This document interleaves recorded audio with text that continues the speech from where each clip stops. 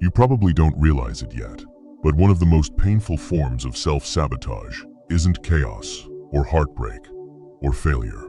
It's the quiet, slowly tightening grip of living beyond your means. Not financially, though that's part of it, but mentally, emotionally, energetically. Maybe it shows up as the constant pressure in your chest every time a bill arrives, or the way you avoid checking your bank app because you already know what it will say. Or that sinking feeling when you pretend everything is fine while silently drowning in commitments, expectations, and purchases meant to impress people who barely notice you. There's a moment, usually late at night, when the noise disappears and you hear the truth. You are borrowing tomorrow to survive today. Borrowing energy, borrowing peace, borrowing confidence. And every loan comes with interest. Stoics warned us about this kind of life. Marcus Aurelius wrote about how people waste themselves, exhausting their souls in pursuit of things that add nothing to their character. Yet, thousands of years later, here we are, scrolling, buying, comparing, pretending. Maybe you're doing fine on the outside, but deep down something is cracking. And if that feels uncomfortably close to home, keep watching. I remember the first time I realized I was living beyond my means. Not financially, but emotionally. I woke up every morning feeling like I was already behind. My apartment looked good, my clothes looked good, my social media looked good, but none of it felt good. Everything I owned demanded something from me. My time, my energy, my attention. It reminded me of a story about Seneca. He warned that wealth is not the problem, attachment is. He lived in a beautiful villa, but he regularly slept on the floor to remind himself he didn't need comfort to function. That practice wasn't about suffering, it was about clarity. He refused to be owned by what he owned. Meanwhile, I had let my belongings, responsibilities, and insecurities price me into a lifestyle that didn't match my inner resources. I kept saying yes to projects, outings, purchases, and people, because saying no felt like losing status. I was performing strength while living a kind of quiet bankruptcy. You might recognize some of those moments in yourself. The credit card swipe that feels like relief for 3 seconds and regret for 3 days. The subscription you don't cancel because canceling feels like admitting something changed. The job you hate but cling to because the lifestyle you built now depends on it. The exhaustion that hits you not from doing too much, but from pretending too much. This is where the Stoics reveal something essential. Living beyond your means is not a financial issue, it's a spiritual one. You spend more than you are. You promise more than you can deliver. You stretch your mind, your wallet, and your identity until the gap becomes painful and eventually unsustainable. The truth behind this idea is simple.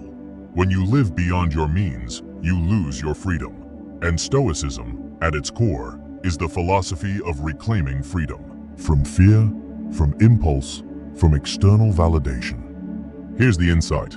Every time you choose an image over integrity, comfort over discipline, approval over self-respect, you accumulate debt. Not in dollars, but in anxiety. And anxiety has the highest interest rate of all. Imagine 3 examples. First, the person who buys luxuries not because they love them, but because they're terrified of looking less. They pay for an identity they don't own. Second, the worker who fills their calendar with obligations, hoping the busier they look, the more valuable they'll feel. They bankrupt their peace to appear productive.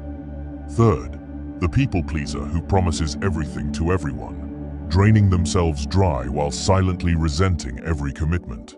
They overspend their time to purchase temporary affection. The Stoic solution isn't minimalism, it's alignment.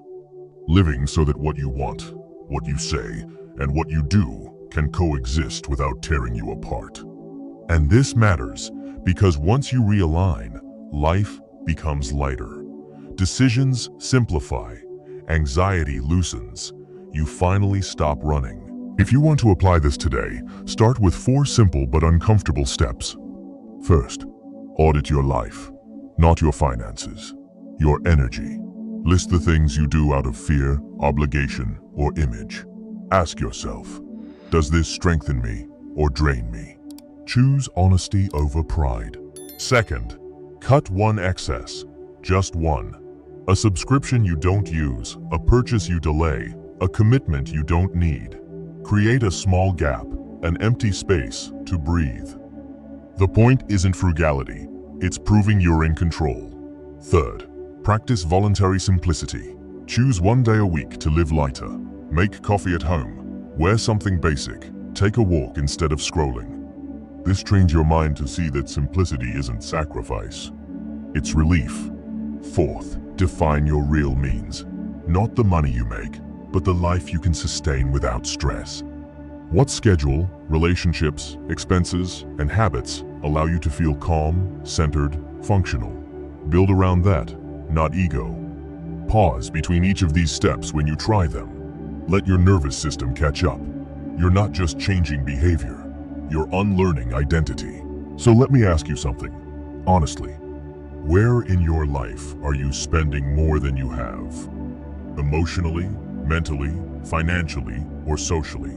What's one part of your lifestyle that looks impressive but feels heavy? And what would your life look like if you were brave enough to let it go? As Epictetus wrote, wealth consists not in having great possessions, but in having few wants.